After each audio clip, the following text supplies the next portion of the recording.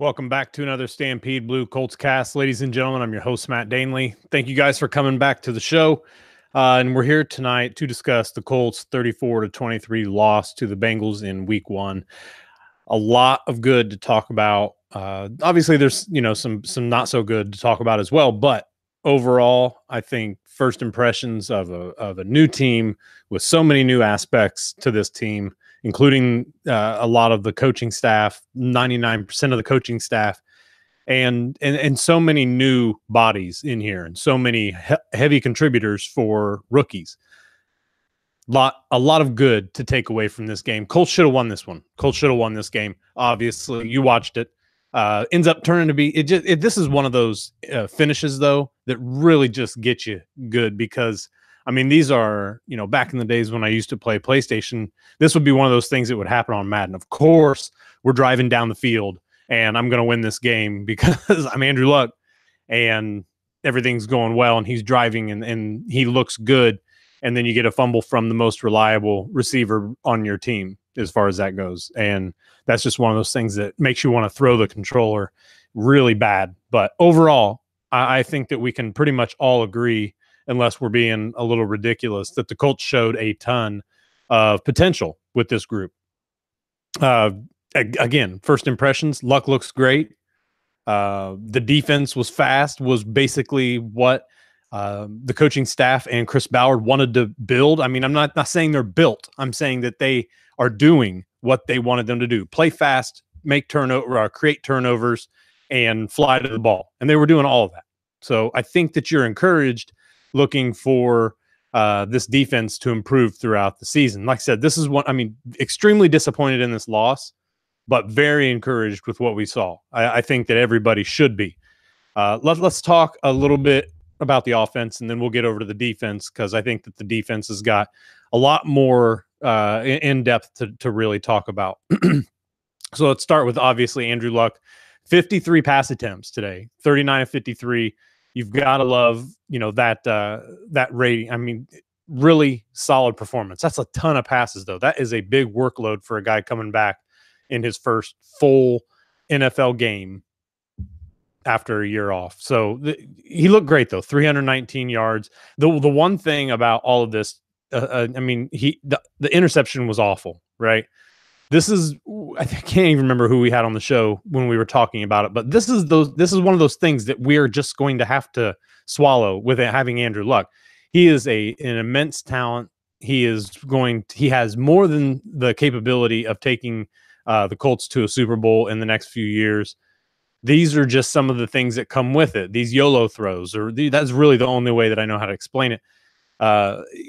Everybody, if you say that Doyle fell at the top of his route, he did. So, I mean, he could have at least maybe knocked the ball down. But Doyle was bracketed. That was an awful pass. That was an awful decision from Luck. After that, man, he looked great, right? I mean, throughout most of the game, I think he only had like 4 or 5 incompletions and was fairly steady through that. I think at one time he completed more than, I think it was right at 10 in a row. So I think that you have to love what you saw with Andrew Luck. Man, he took a massive hit early in the game. Not something you want to see from a guy who just spent a year out of the game. But popped back up through the good old Andy Luck thumbs up, and the coaching staff let him get back in, and he was good to go. Didn't look phased at all. Continued to play well and look well. This just makes you wonder if there's going to be something with a concussion protocol at some point throughout this week. Maybe not. Like I said, he didn't look like it or anything like that. That would look really bad, though, for the Colts if anything like that were to pop up throughout the week. But love what we saw from Luck. He, aside from the major gaffe of the turnover in the red zone there, Luck played a fantastic game. The running backs, at times we saw a lot of really good things out of Jordan Wilkins, and other times we saw his patience that I had been describing him throughout everything with almost annoying patience, right? And it is almost annoying. And I told you guys that he was going to take some losses in the backfield or at the line of scrimmage because he doesn't have the initial power decisiveness in his power. He's not decisive right away because he's trying to gauge everything. He is patient. And I love that. It's a fantastic ability from a running back because he's going to break more than he's going not to. And I think that looking at everything that he brings, he is one of those guys that is just going to drive you nuts because it's like, man, you had 2 or 3 good yards there, but because you didn't hit the hole, you didn't get it. And that's true. We are going to have that with him as well. I thought he looked good in the passing game. He did pretty well getting some extra yards, whether it was with a, as a running back or out of the backfield. I like what Jordan Wilkins brought, but he needs to be more consistent and he needs to, be able to break some more tackles and try to get some more yards. But like the way that he fell forward. Nyheim Hines had a good game as well. 5 carries for 19 yards, a little better of an average, almost a yard better than Wilkins. But those two aren't the same back. We know that now. I thought that Hines also looked good out of the backfield catching the ball. A lot of it was across the middle. They did a lot of dink and dunk, guys. The Colts had 8.2 yards per reception today, and that is 3 full yards less than what last year's Indianapolis Colts team did with Jacoby Brissett. I am not saying it's indicative that Andrew Luck isn't as good as Jacoby Brissett. What I'm saying is that has to increase a little bit. You have to create more of a downfield threat. Luck did some of that for the most part, but those are the only big gains that you get, okay, from that. And a lot of the dink and dunk, of course, you have to pick up some chunk yardage. You like the touchdown pass to Ebron. That was a really nice throw. And then even the quick touchdown over to T.Y. Hilton. Excellent passes. But this has to, get itself rolling a little bit. They have to get a little bit further downfield, or teams they're not only just going to let them through underneath, but they're going to have headhunters underneath, and that's going to create a lot of problems for a lot of the receivers that Andrew Luck's throwing to.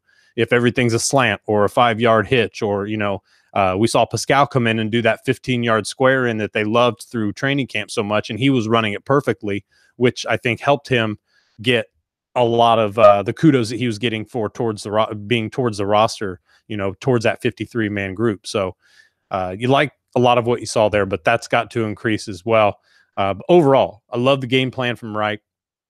I thought that it was nice to see that they were letting their golden arm, so to speak, try to win the game for them. The Colts had 22 carries on the day, and Andrew Luck surprisingly was only one of them today, but 22 carries for a back when you're throwing 53 times, that tells you right there that they wanted Andrew Luck to win it for him. You hope to get a little more out of this running back group, though, going forward. So let's talk about the guys. Jack Doyle, 7 receptions for 60 yards, and obviously the fumble at the end. Look, Doyle, I'm pretty sure I said the same thing last year. Doyle, when he fumbled that ball away against Arizona at home. This isn't something we're going to get very often from Doyle. Man, it sucks because the Colts were in striking distance with, under 30 seconds to go, I think, and Andrew Luck was dealing. It happens. Piss poor time, right?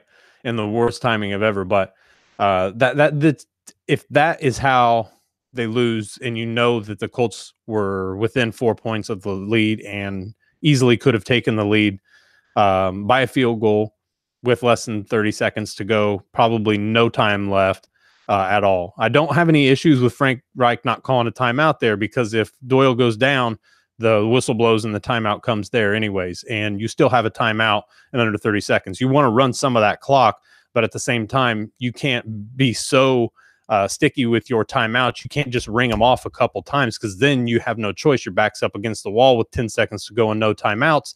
You don't have hardly any flexibility with your offense. You have to pass the ball, and it has to go into the end zone. Those are a few things that people need to think about. Those timeouts are critical, especially when you get into the red zone and the game is on the line and it's about over. So, you just have to take all that into consideration. Yes, you eat a couple timeouts, but he was right not to use it before that play. It doesn't make any sense how much time. It doesn't matter how much time ran off the clock. The Colts had plenty of time to score, and they had plenty of timeouts to use. That gave them another at least 3 plays with what they had. And with Andrew Luck, I'm taking that every day, especially not to mention if a guy goes out of bounds, you've got more plays. It's not an issue. So just don't kill yourself about timeout usage. It really wasn't that important. And it would have come into play had Doyle been taken down with possession of the ball. But Ryan Grant also had a good game. everything underneath basically for him. A couple 13-yard catches, I think, look pretty good. I mean, far more active than we've seen him in training camp or in preseason. And you actually saw them looking at Ryan in this one. So they must have been starting to form a little bit of chemistry. So that's nice to see from Grant, especially when he's a guy who isn't going to be that guy that takes it over the top. You know, he is a guy who's going to be underneath a lot, and he's going to be required to pick up something after the catch. He didn't do a bunch of that, but he made some nice catches today. I mean, what, eight catches on 9 targets. So efficient when they were going to Grant. A lot of it underneath, like I said, but he did nice, secured the ball, took a lot of hits from some linebackers today and hung on to the ball. So you like what you see from Grant. Eric Ebron obviously came in with a bang. Only got 4 catches, though, and only 5 targets. Did catch a touchdown pass for 26 yards. That was a big one. It was nice to see immediately when that play was snapped. I thought, that's nice to see those 2 tight ends. They're working off of each other. Somebody's got a linebacker matched up against them. It was Ebron, and that was a great matchup. Great call by Reich. You like to see those kind of matchups, especially with those guys on the field. That was a nice play call. And I think that most of what Reich did was a nice play call. There was one that stuck out to me that I wasn't a big fan of, and I don't even, it's in my notes somewhere, but I'm not even too worried about it. Hines caught 7 balls out of the backfield, only 33 yards, though. Hilton, 5 catches for 46 and that touchdown. That was a nice, I wasn't sure if he actually got in the end zone, but it was nice to see that he was able to get in there because that was big. The Colts had built themselves a halftime lead, put a touchdown on the board on their second drive of the second half, and it looked like the Colts were on their way. I mean, 23, right? But then Cincinnati scored 17 unanswered in the fourth quarter, and that's really what ended up killing them. So you just, those things, I mean, the offense couldn't do nothing about them. The defense, was making plays. They gave the Colts a couple turnovers today, or Andrew Luck the ball. They only scored on one of them. There should have been at least a field goal at minimum off the other one. That doesn't make much of a difference in the final score here, but if it's 26-27, the Colts are in better space there, and they're kicking a field goal inside of those 30 seconds instead of trying for the end zone. So every little bit makes a difference. Doesn't make a whole lot of difference in this game just because of how it actually came down, but you like to see these guys being active. All in all, I liked the way that the offense worked itself. I liked the way that Frank Reich was calling the plays. I thought that a lot of the matchups that he was trying to create looked good. I liked the jet sweep from Hines. I thought a lot of that was nice. Nice to see Chester Rogers get in there and get a few balls.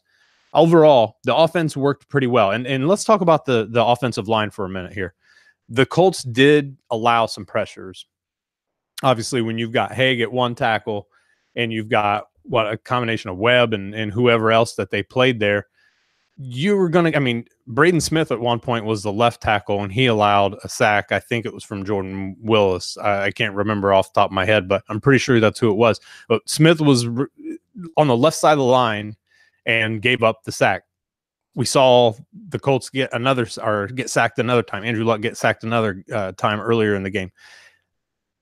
There was some pressure there. Luck did a great job of dealing with that pressure, though, too. And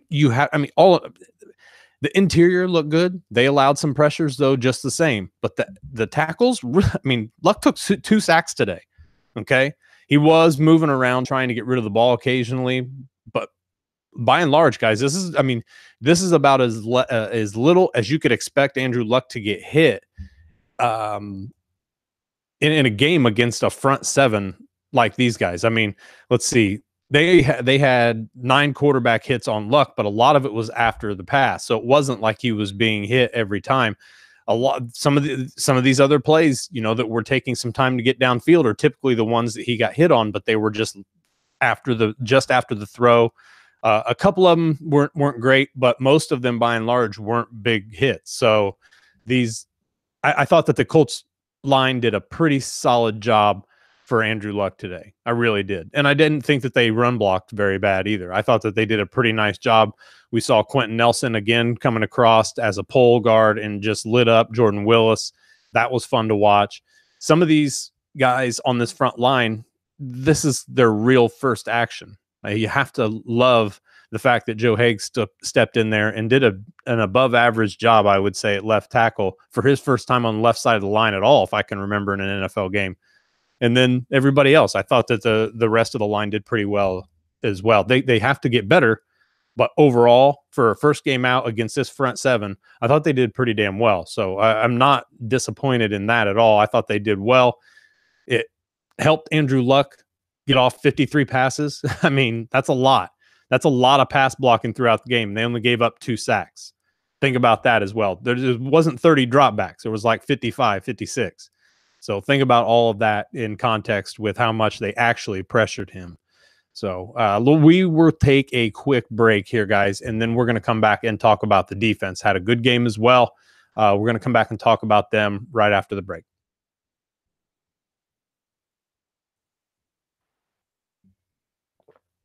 Welcome back to the Colts Cast, guys. I had to get my drink of coffee there at the break as well. Let's talk about the defense. You love to see Al Woods being the guy that forces the interception for Kenny Moore. That was fantastic. Right off the jump. I mean, early in the game, right? Getting in there and getting a hand on Dalton's right arm as he hits it, just as the very end of it, which softens up the throw.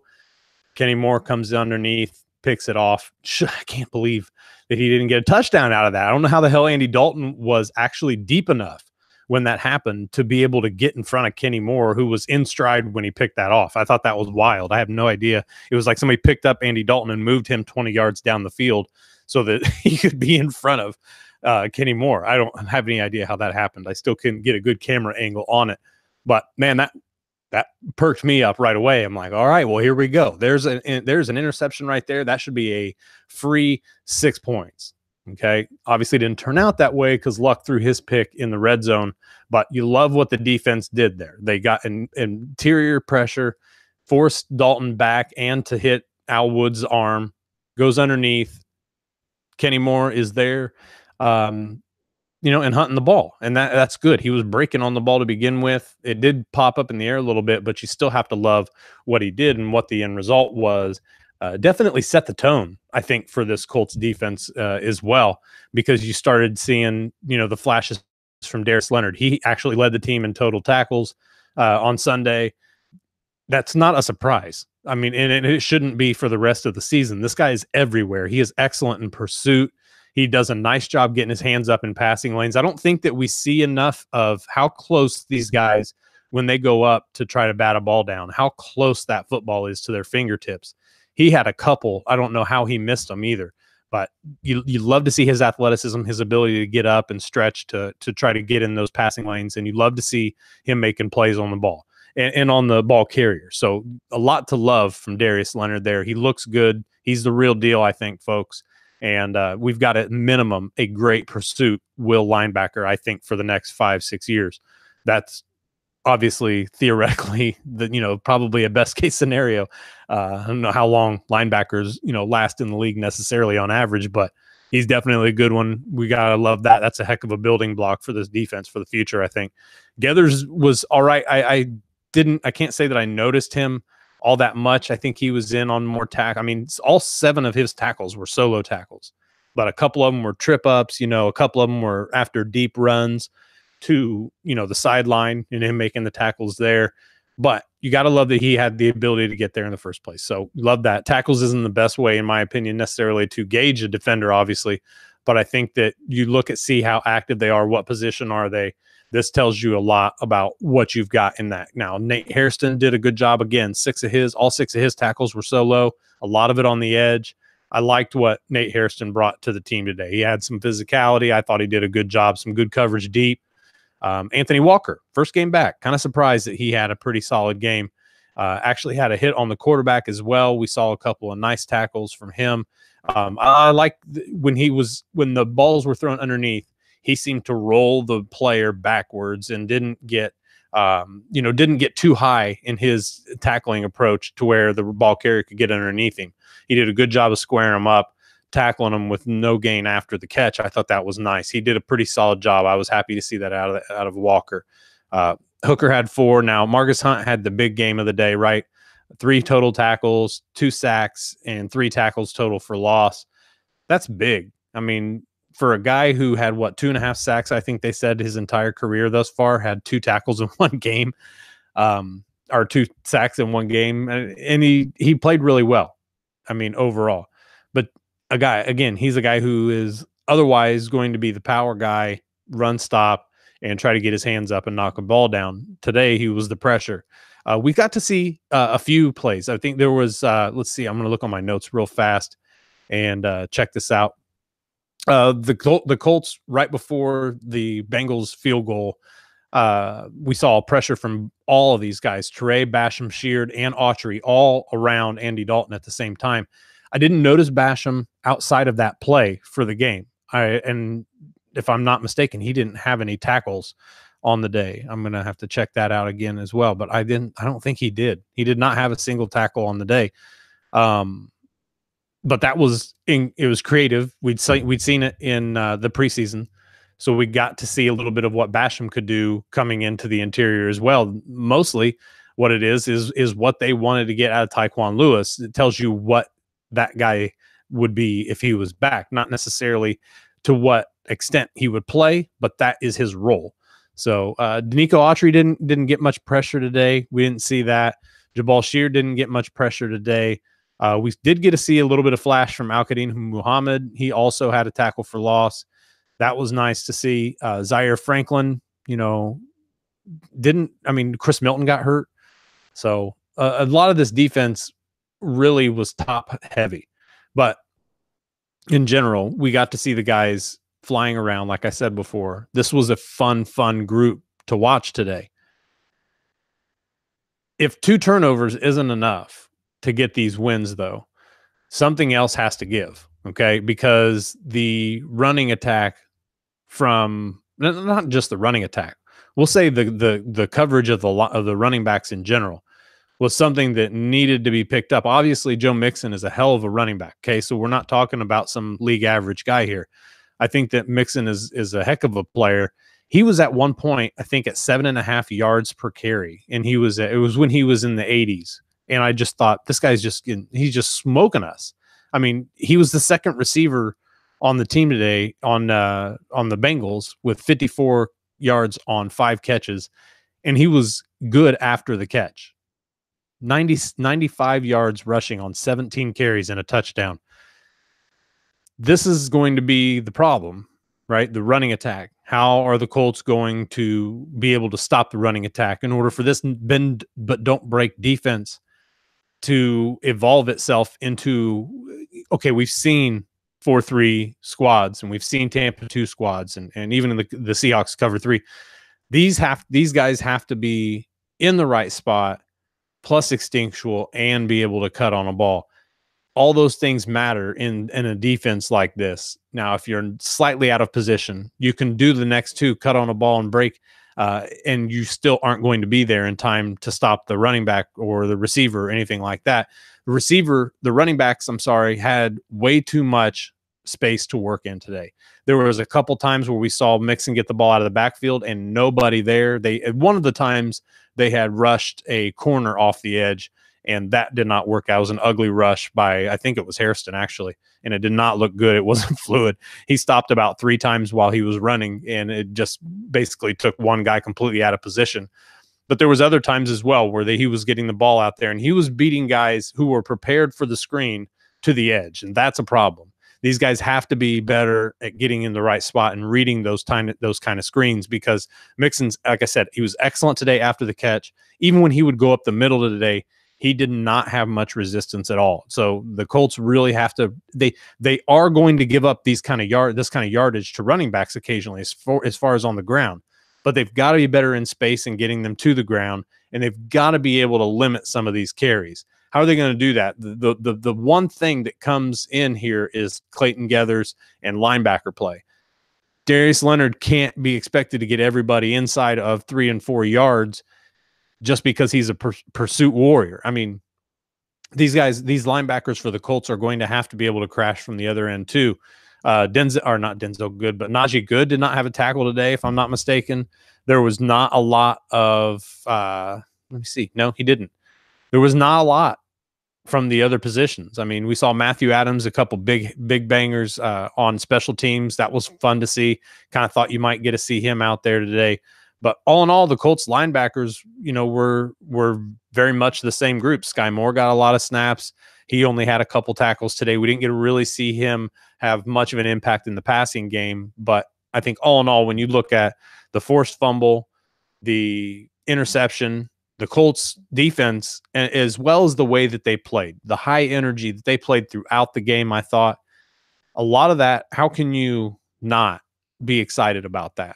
I mean, they've got the traits. Obviously, Chris Ballard and Frank Reich have been telling us that this is what our defense is going to do, and they're going to look good doing it.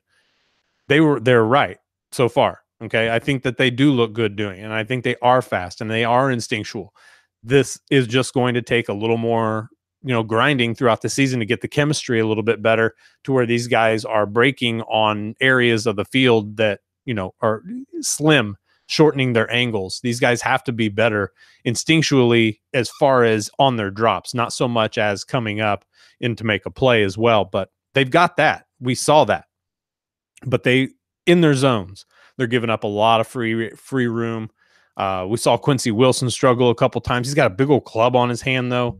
I mean, all in all, I thought he did a pretty solid job. I don't know if I get Quincy Wilson was slapping at AJ Green's arms a little bit, but I just think that's ticky-tack when you look at the stuff that other cornerbacks get away with. I mean, I don't think he's being picked on by any means. I'm just saying that's a swallow your whistle kind of call as far as I'm concerned 90% of the time in the league. There was no body contact or anything like that really kept AJ Green from catching the ball, and that's hand fighting. So maybe it was because Quincy Wilson was a little bit out of position. Maybe that's why they gave it to him, because it seemed like he was reaching for him, and that comes with the territory as well. So overall, guys, like I said, I'm really, really encouraged by this Indianapolis Colts team. I think that a lot of what they did today was, going to give us hope for the future. I think that we know that Frank Reich likes to use these tight ends. We saw Swoop get some action as well outside of Doyle and Ebron. We see that Marlon Mack in this offense is going to make a big difference, I think. We don't have a great idea on him, but we saw the makings of what the offense's design is. We saw the offensive line prove that they could run block, prove that they could protect Andrew Luck for some, quite a workload, I would say. And using Marlon Mack in there, that maybe the one thing that they take a bit of a dip on is the pass protection from the running back position. We'll have to see a little more of that. I'm not real sure that I got a good gauge on Wilkins or Hines or Michael, even for that matter, in pass blocking. So we'll have to look at that in the next couple of days. But I think in general, Marlon Mack is a guy that comes into this offense and helps it tremendously, helps it out of the backfield. He's just got to be able to catch these passes. He's got to be able to do something in space. And that's really why he's here. Okay. Because he is a bit of a combination of Jordan Wilkins and Nyheim Hines. Not a small guy, got the speed though of Hines. He's got the ability to break through arm tackles like Wilkins, but he is a guy that the Colts desperately need back. Anthony Costanzo will likely be back in week 2, at least. I mean, I would assume so. If they'll go through a full week of practice this next week and they're not limited at all, I'd say that obviously Wednesday will be the kicker. If they're limited in Wednesday, we don't know. But if they're full participants Thursday and Friday, both, you would have to believe that the Colts are going to get those two on the field and that they will want to be on the field and can be. So I think everywhere we look, guys, there's positive. There was a few negative plays. We saw that obviously the Bengals rattled off 17 straight points. They were continually moving the ball down the field when it wasn't so easy to move the ball down the field all at that time. So we saw a lot of what we like. We saw some things that need to desperately be worked on with the Colts. But all in all, I'm surprised. I'm pleasantly happy. I mean, that's a terrible word. I'm happy that the Colts showed what they did today, because then they look legitimately like AFC South contenders. Tennessee looked terrible. I think that Houston was okay probably, but that is, you have to consider that is New England. They only lost by 7. but a lot of Houston, if I'm not mistaken, their comeback was kind of off some prevent yuck defense. But then, the Jaguars didn't play great either and only won by 5. So you have to look at the whole package here and kind of see that the Colts have the ability to do this. I loved how long drawn out the drives were for the Colts. You could tell that they were, just pushing down the field a little bit by a little bit, and you were waiting to see that big play. That's something that is going to help if they can continue to extend drives. The Colts are going to be in good spots to win games this year. They just are. They're going to be in a lot of games, and they're probably going to win several of them because we do have Andrew Luck, and Jack Doyle doesn't fumble that ball very often and probably doesn't the rest of the season. Last year, he had 2 in a row, I think, wasn't it? And in like one game or the back-to-back games. So we'll give him this next game. If he doesn't have it, I think we're safe. So all in all, Colts get beat. Score looks way worse than it actually was. And I'm happy. I think that Frank Reich's a competent coach. I don't think we've had that from the offensive mind calling the plays in years. And I like what the defense did. I thought they took a few too many risks, especially as many screen passes as the Bengals were throwing. They were throwing a lot of guys into that box and expecting simply the secondary to be able to cover and tackle. And that's just not a great combination. So I think that not only the play calling on defensive end can get a little better, but you love what you saw there from those guys and how they approached it and how they reacted and how they made plays. And it's just a fun group, and I'm excited for this season. I told you guys, we don't know how many games they're going to win. We don't know how great they're going to be or even good or even average, but they are going to be exciting. And I'm telling you that I think that we're going to have a lot of games like this throughout the year. And I think that's fun for everybody. So I hope that you guys enjoyed the show. We do have some exciting stuff coming up for the podcast. Can't go into it too much right now, but I want to let you guys know that is happening. And we'll get some of the discussion, all wrapped up here when we get the final word that everything's a go. But otherwise, things are looking fun for the future. Good Colts start to the season without the W, but you could have really used that win. Tough schedule in the first half of the season, I think. So look forward to some more of these with the Colts getting the win at the end of the day. So I think Colts fans should be excited. I hope you guys are. Don't be negative about it. Right now is not the time to be negative. We've got a competent coach. We've got an offense that knows what they're doing. We've got a defense that is acting like a young, spunky group, and that's what we need, and that's what they told us they were going to bring. So be excited for it. We'll talk more about how important these wins specifically and losses are as we get further into about mid-season, because that's when things really turn on anyways. So thank you guys all for listening. We'll talk to you next time right here on the Colts Cast.